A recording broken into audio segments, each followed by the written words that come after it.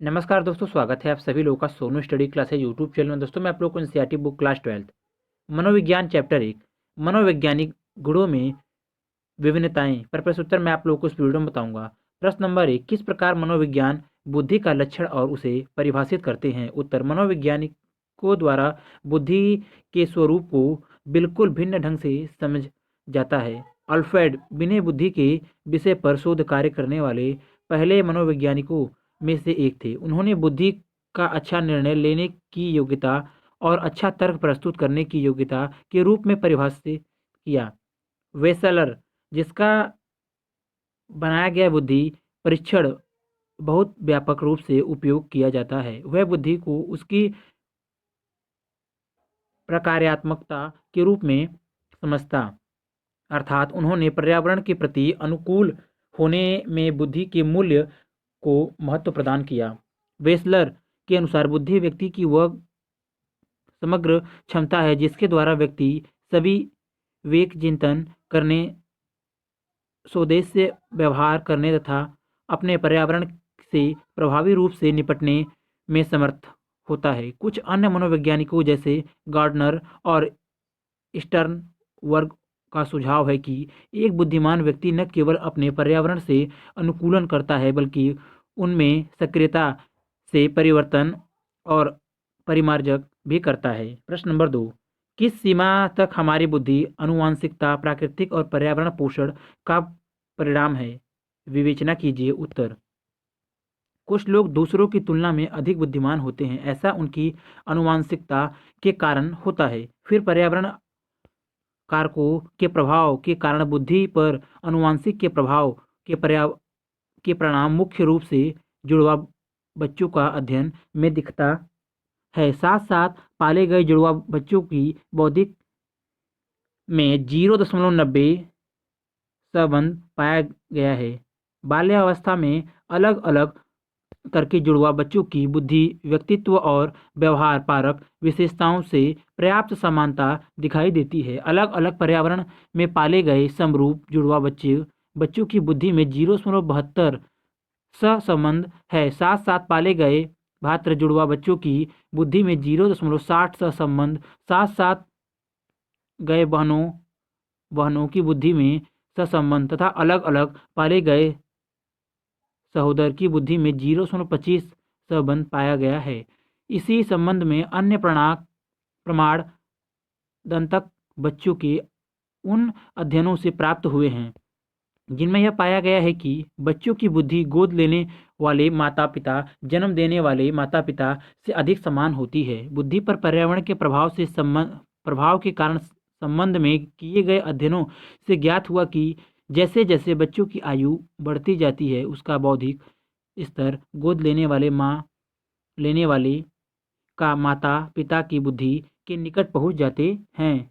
सुबुद्धि वंचित परिस्थितियों वाले घरों में जिन बच्चों को सामाजिक आर्थिक स्थिति के परिवारों द्वारा गोद ले लिया जाता है कि बुद्धि प्राप्तांकों में अधिक बुद्धि दिखाई देती है। यह इस बात का प्रमाण है कि पर्यावरण वचन बुद्धि के विकास को घटा देता है, जबकि प्रचुर एवं समृद्धि पोषण, अच्छी परिवारों पृष्ठभूमि तथा गुणवत्ता युक्त शिक्षा दीक्षा बुद्धि में वृद्धि कर देती है। सामान्यतः सभी मनोवैज्ञानिक इस तथ्य पर सहमति हैं कि बुद्धि आनुवंशिकता, प्राकृतिक तथा पर्यावरण पोषक की जटिल अंत क्रिया का परिणाम होती है। आनुवंशिकता द्वारा किसी व्यक्ति की बुद्धि की परिसीमाएं तय हो जाती हैं और बुद्धि का विकास उस परिसीमान के अंतर्गत पर्यावरण में उपलब्ध अवलंबी और अवसरों द्वारा निर्धारित होता है। प्रश्न नंबर 3, गॉर्डनर के द्वारा पहचान की गई बहुबुद्धि की संक्षेप में व्याख्या कीजिए। उत्तर, बहुबुद्धि का सिद्धांत हावर्ड गार्डनर द्वारा प्रस्तुत किया गया था।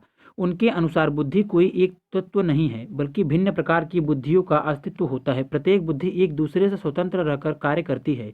इसका अर्थ यह है कि यदि किसी व्यक्ति में किसी एक बुद्धि की मात्रा अधिक है तो अनिवार्य रूप से उसका संकेत नहीं करना कि उस व्यक्ति में किसी अन्य प्रकार की बुद्धि होगी या कितनी होगी। गार्डनर ने यह भी बताया कि किसी समस्या का समाधान खोजने के लिए भिन्न भिन्न प्रकार की बुद्धियां आपस में अंतःक्रिया करते हुए साथ साथ कार्य करती हैं। अपने अपने क्षेत्र असाधारण योग्यताओं का प्रदर्शन करने वाले अत्यंत प्रतिभाशाली व्यक्तियों का गार्डनर ने अध्ययन किया और उनके आधार यह निम्नलिखित हैं। नंबर 1, भाषागत भाषा के उत्पादन और उपयोग के कौशल। यह अपने विचारों को प्रकट करने तथा दूसरे व्यक्तियों के विचारों को समझने हेतु प्रवाह तथा नम्यता के साथ भाषा का उपयोग करने की क्षमता है। नंबर 2, तार्किक गणितीय वैज्ञानिक चिंतन तथा समस्या समाधान के कौशल। इसी प्रकार की बुद्धि की अधिक मात्रा रखने व्यक्ति तार्किक तथा आलोचनात्मक चिंतन कर सकते हैं। वे अमूर्त तर्कता कर लेते हैं और गणितीय समस्याओं के हल के लिए प्रतीकों का प्रसहनन अच्छी प्रकार से कर लेते हैं।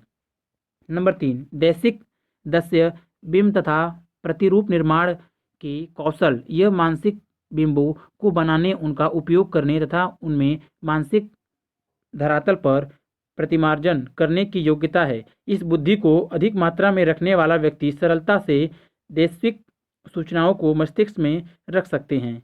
नंबर 4, संगीतात्मक संगीतीय लय और अभिरचनाओं के प्रति संवेदनशीलता। संगीतीय अभिरचनाओं को उत्पन्न करने, उनका सर्जन तथा प्रसस्तर करने की क्षमता सांगीकीय योग्यता कहलाती है। बुद्धि की उच्च मात्रा रखने वाले लोग ध्वनियों और स्पंदों और तथा ध्वनियों की नहीं अभिरचनाओं की सर्जन के प्रति अधिक संवेदनशील होते हैं।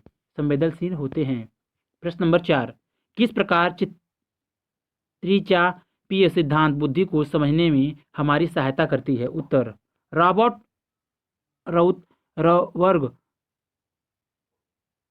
ने बुद्धि का त्रिचापीय सिद्धांत प्रस्तुत किया।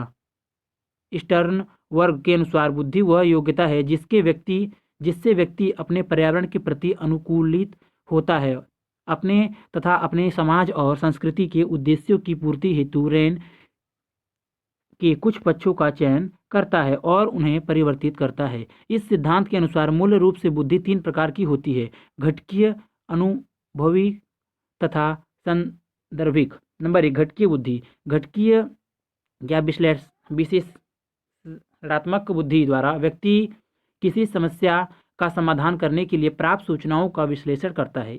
इस बुद्धि का अधिक मात्रा रखने वाले लोग विश्लेषणात्मक तथा आलोचनात्मक ढंग से सोचते हैं। इस बुद्धि में भी 3 अलग अलग घटना होते हैं जो अलग अलग कार्य करते हैं। पहला घटक ज्ञानार्जन से संबंधित होता है, दूसरा घटक एक उच्च स्तरीय घटक होता है, तीसरा घटक निष्पादक से संबंधित होता है। नंबर 2, अनुभवी बुद्धि। अनुभविक या सृजनात्मक बुद्धि एक बुद्धि है जिसके द्वारा व्यक्ति नई समस्या के समाधान हेतु अपने पूर्व अनुभवों का सृजनात्मक रूप से उपयोग करता है। इस बुद्धि की उच्च मात्रा रखने वाले लोग विगत अनुभवी को मौलिक रूप से समाकलित करते हैं तथा समस्या के मौलिक समाधान खोजते हैं।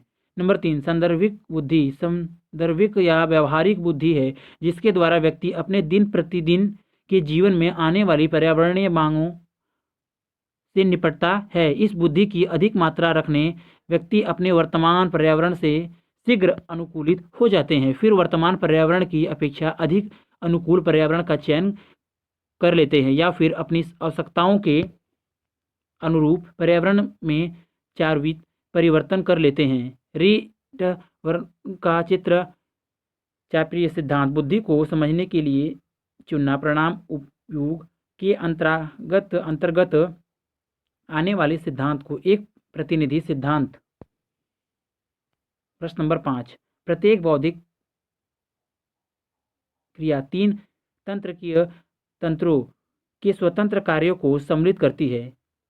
पास मॉडल के संदर्भ के उक्त कथन की व्याख्या कीजिए। उत्तर, बुद्धि के पास मॉडल को जेपी दास, जेक नागलेरी तथा कीवी ने विकसित किया। इस मॉडल के अनुसार बौद्धिक क्रियाएं अन्योन्याश्रित तीन तंत्रिकीय या स्नायुविक तंत्रों की क्रियाओं द्वारा संपादित होती है। इन तीन तंत्र को मस्तिष्क की तीन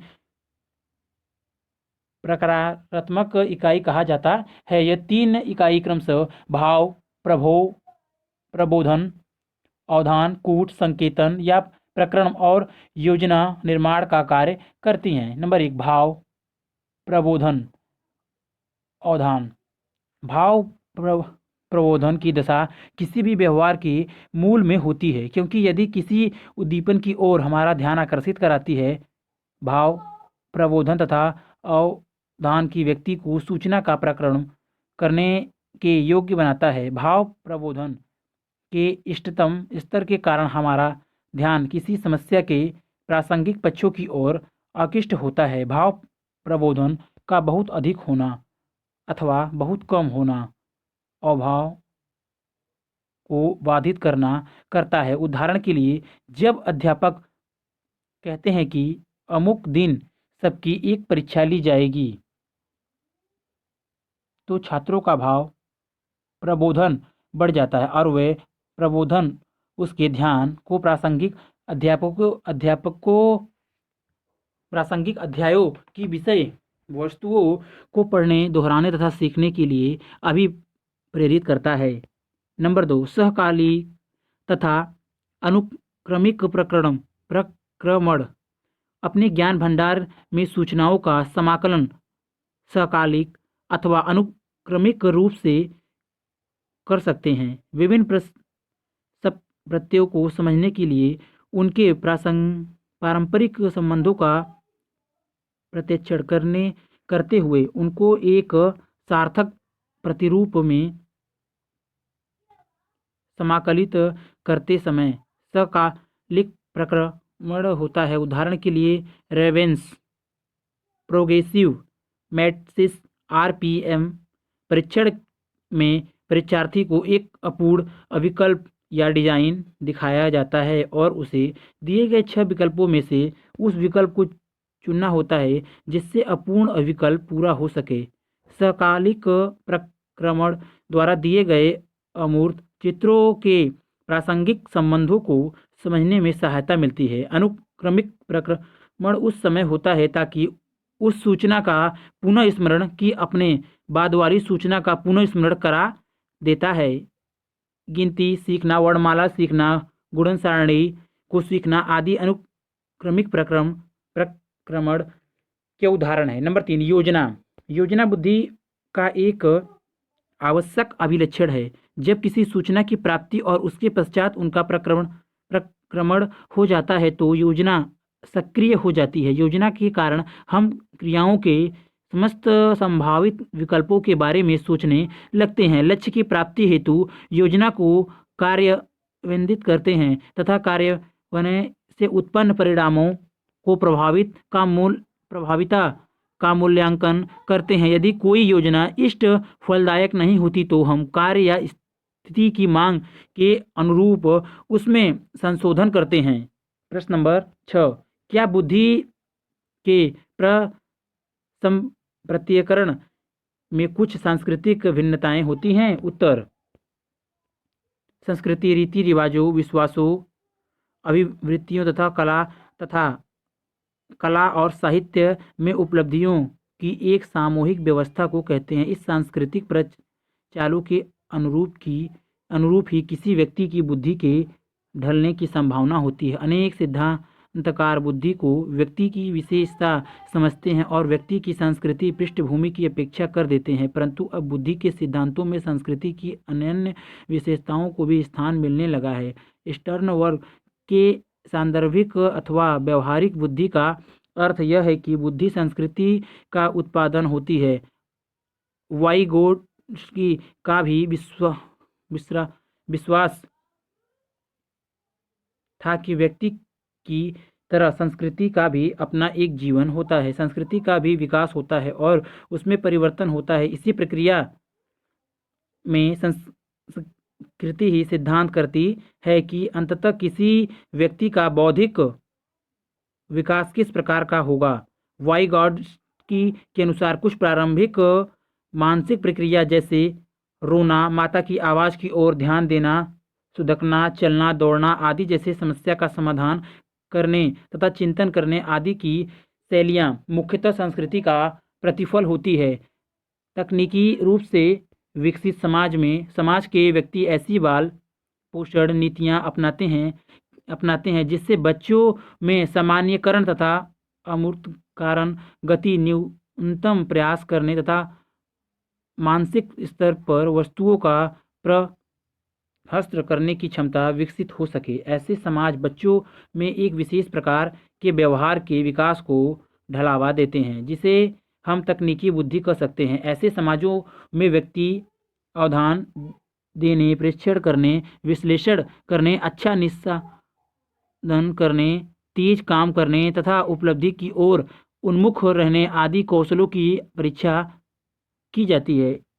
एशिया तथा अफ्रीका के अनेक समाजों में तकनीकी बुद्धि को उतना महत्व नहीं दिया जाता है। एशिया तथा अफ्रीका की संस्कृतियों में पश्चिमी देशों की अपेक्षा पूर्णतः भिन्न गुणों तथा कौशलों को बुद्धि का परिचायक माना जाता है। गैर पश्चिमी संस्कृतियों में व्यक्ति की अपनी संज्ञानात्मक सक्षमता के साथ साथ उनमें समाज के दूसरे व्यक्ति के साथ सामाजिक संबंध बनाने के कौशलों को भी बुद्धि का लक्षण माना जाता है। कुछ गैर पश्चिमी समाजों में समाज केंद्रित अथवा सामूहिक उन्मुखता पर बल दिया जाता है। प्रश्न नंबर 7, बुद्धि लब्धि क्या है? किस प्रकार मनोवैज्ञानिक बुद्धि लब्धि प्राप्तांगों के आधार पर लोगों को वर्गीकृत करते हैं? उत्तर, 1912 में एक जर्मन मनोवैज्ञानिक विलियम स्टर्न ने बुद्धि लब्धि प्रत्यय विकसित किया। किसी व्यक्ति की मानसिक आयु को उसकी कार्यानुक्रमिक आयु में भाग देने के बाद उसको 100 से गुणा करने से उसकी बुद्धि लब्धि प्राप्त हो जाती है।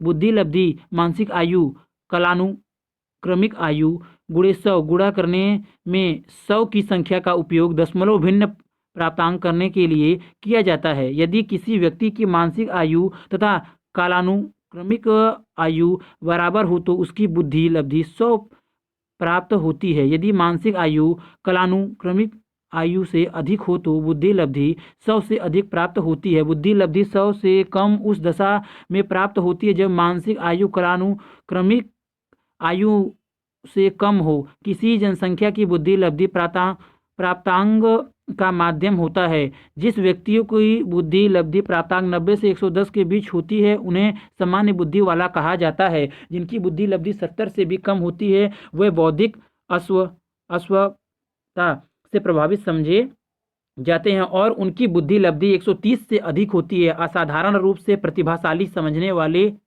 समझे जाते हैं। सभी व्यक्तियों की बौद्धिक क्षमता एक समान नहीं होती। कुछ व्यक्ति असाधारण रूप से तीव्र बुद्धि वाले होते हैं, कुछ औसत से कम बुद्धि वाले। प्रश्न नंबर 8, किस प्रकार शाब्दिक और निष्पादन बुद्धि परीक्षणों में भेद कर सकते हैं अथवा सावैयिक बुद्धि पर संक्षिप्त में एक टिप्पणी लिखिए।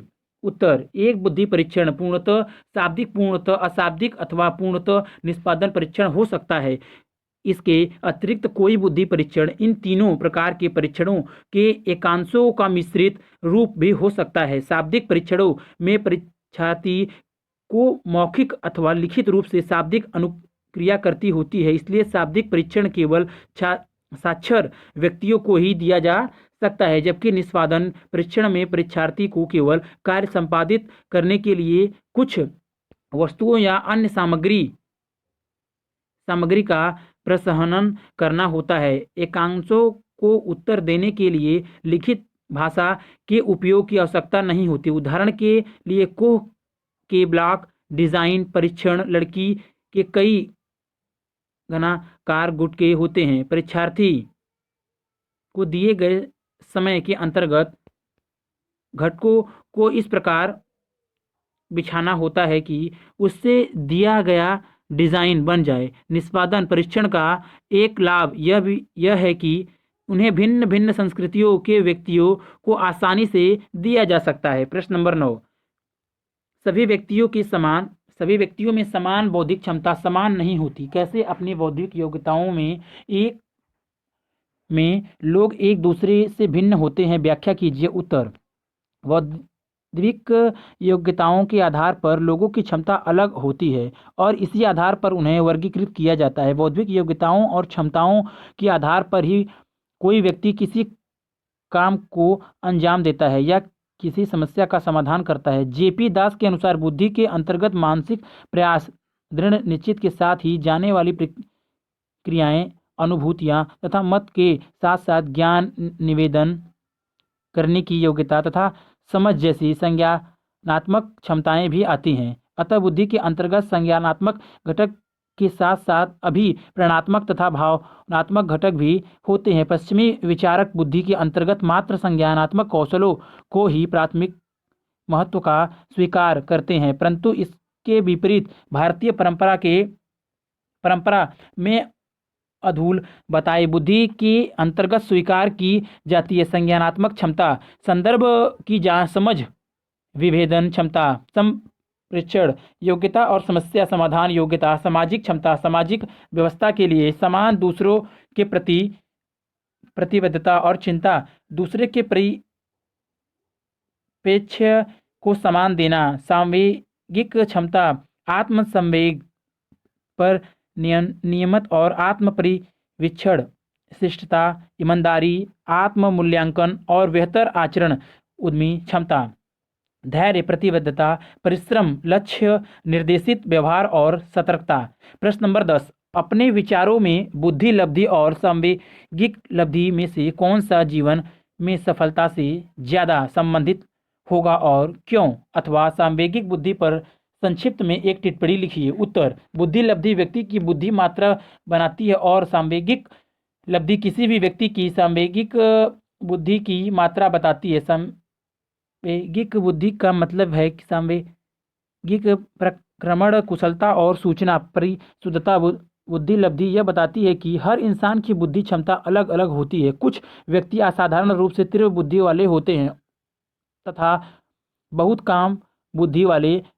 बुद्धि परीक्षणों का यह व्यवहारिक उपयोग है कि उनसे बहुत अधिक बुद्धि तथा बहुत कम बुद्धि वाले व्यक्तियों की पहचान की जा सकती है। जीवन से सफलता से सांवेगिक बुद्धि ज़्यादा संबंधित है क्योंकि दुनिया की चुनौतियों से निपटना इससे कुशल हो जाता है।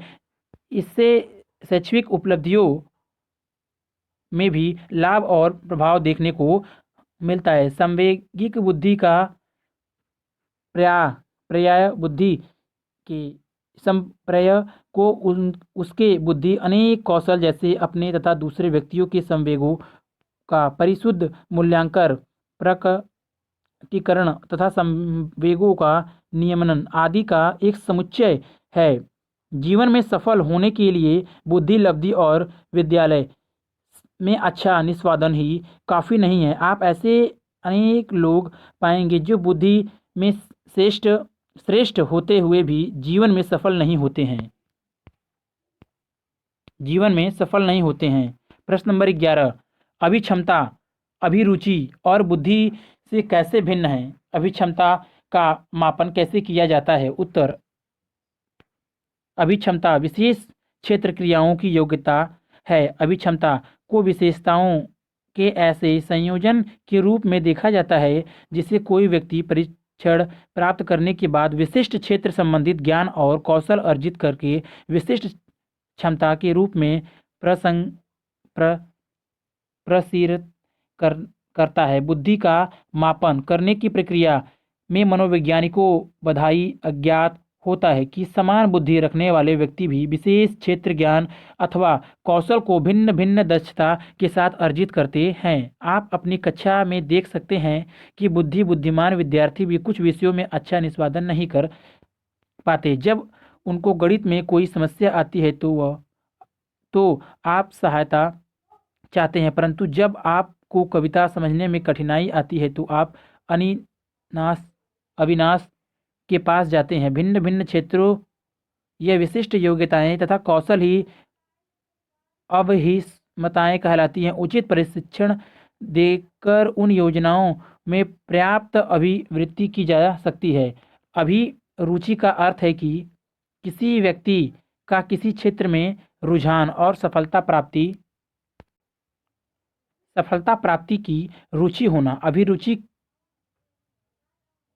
किसी विशेष कार्य को करने की वरीयता को कहते हैं।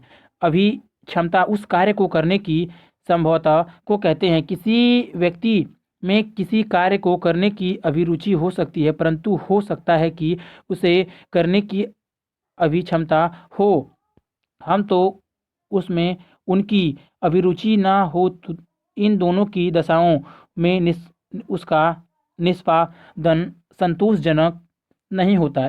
एक ऐसे विद्यार्थी की सफल यांत्रिक अभियंता बनाने की अधिक संभावना है जिसमें उच्च यांत्रिक अभिक्षमता हो और अभियांत्रिकी अभिरुचि भी हो। प्रश्न नंबर 12, किस प्रकार सृजनात्मकता बुद्धि से संबंधित होती है? उत्तर, सृजनात्मकता नूतन, उपयुक्त और उपयोगी विचारों, वस्तुओं या समस्याओं समाधानों को उत्पन्न करने की योग्यता है। सृजनशील होने के लिए एक निश्चित स्तर की बुद्धि का होना आवश्यक है, परंतु किसी व्यक्ति की उच्च स्तरीय बुद्धि फिर भी यह सुनिश्चित नहीं करती कि क्यों आवश्यक ही सृजनशील होगा। शोधकर्ताओं ने पाया कि सृजनात्मक तथा बुद्धि में सकारात्मक संबंध होता है। प्रत्येक सृजनात्मक कार्य के लिए ज्ञान प्राप्त करने के लिए एक न्यूनतम स्तर की योग्यता तथा क्षमता की आवश्यकता होती है। उदाहरण के लिए सृजनशील लेखकों को उपयोग में दक्षता की आवश्यकता होती है, अतः सृजनात्मक के लिए एक विशेष मात्रा में बुद्धि का होना आवश्यक है, परंतु उस विशेष मात्रा से अधिक बुद्धि का सृजनात्मक से संबंध नहीं होता है। सृजनात्मकता के कई रूप और सम्मिश्रण होते हैं। कुछ व्यक्तियों में बौद्धिक गुण अधिक मात्रा में होते हैं, कुछ व्यक्तियों में सृजनात्मक से संबंध विशेषताएं अधिक मात्रा में होती हैं। अगर वीडियो अच्छी लगी तो वीडियो को लाइक करें, शेयर करें, कमेंट करें और नेक्स्ट वीडियो के लिए चैनल को सब्सक्राइब जरूर करें। Thank you for watching.